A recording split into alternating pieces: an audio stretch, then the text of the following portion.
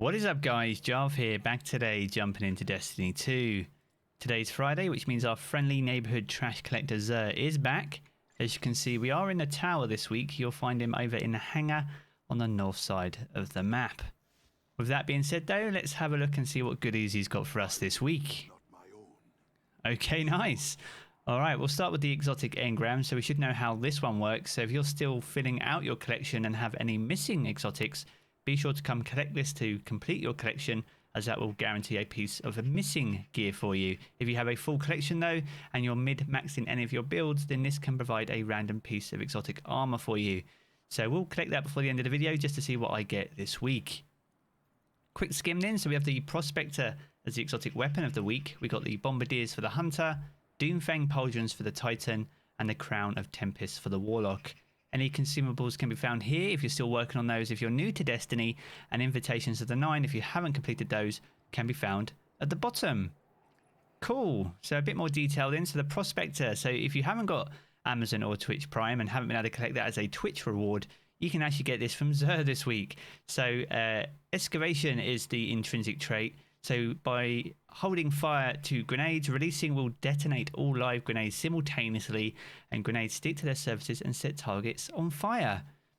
It also has, well, it's full auto. I don't use this at all. Does anyone? It's not the most popular exotic, let's put it that way, although it's one of the most ornate for sure, and it does have a few ornaments which make it look a little bit different.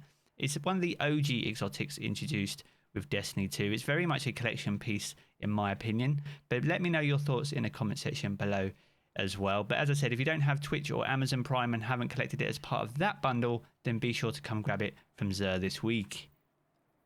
Bombardiers then, so these are one of the newer Hunter exotics. It's an arc affinity and a 46 stat, so that should be finished next season, which is very close now. So we got Parting Gift as the armor's perk, so dodging leaves behind an explosive that detonates after a short delay, damaging enemies around it. It reminds me of was it Martyrdom from Call of Duty, you know, when you used to die and leave a grenade. This is where it's very similar. You dodge and you just leave a grenade instead, and you can get a few surprise kills with that for sure. I don't know if it's one of the most used exotics. I don't see it a lot in Crucible. Stompies is definitely the go-to if you're going to be wearing boots like this on a Hunter, especially inside the Crucible. But it's an interesting looking one, and it involves an interesting playstyle as well, guys. So be sure to grab it if you don't have it, but let me know if you've got any cool builds in the comment section below. Doomfang Pauldrons for the Titan, so avoid affinity with 48 stat. Horns of Doom is the armor's perk, so void melee kills give super energy, and while Sentinel Shield is active, melee kills recharge shield throw, which extends your super on hits.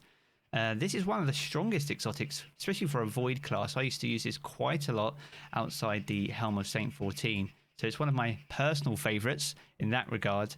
So be sure to come give it a try. It's very good at getting your super back, especially, like I say, on a void class. It also has a few cool little ornaments, so whether something a bit more fluffy or something a bit more Cabal themed. So ornate and very useful and OG, so very much a collection piece should you need it, guys. Crown of Tempest for the Warlock, again an OG exotic, arc affinity with a 50 stat. Conduction times is the armor's perk, so arc abilities increase the recharge rate of your arc abilities and extend the duration of Storm Trance. One of the strongest and probably one of the best exotics, especially for arc warlocks, especially for getting your abilities back. It's very powerful and very strong indeed. So if you are a warlock, be sure to come grab these most definitely. He's got a few ornaments that don't do very much, in my opinion, but that doesn't change the exotic in any way. And really, it is still very useful, and I highly recommend you come grab it if you don't have it. Cool, so let's have a quick look and see what Ingram we get this week. Cool, alright, so Actium Warrigs is what we get. We've got a little crowd of us this week. 63 stat, high mobility, high strength recovery, so mediocre roll, but I'll keep it because I haven't had one, although I've got quite a few exotics from farming the Nightfall this week, so be sure to jump into the Nightfall. It's very easy to farm if you need to get some exotics ahead of next season. As for Trials, Trials is on the Altar of Flames this week, so a bit of a surprise map, but be sure to jump in and grab your cards from Saint 14 if you're going to be giving that a go. But yeah, that's going to wrap up the video for today. If you have enjoyed it, be sure to leave a rating down below. That super helps us out here on the channel. And if you are new around here and want to keep up to date with all the latest Destiny 2 content, then be sure to hit subscribe as well.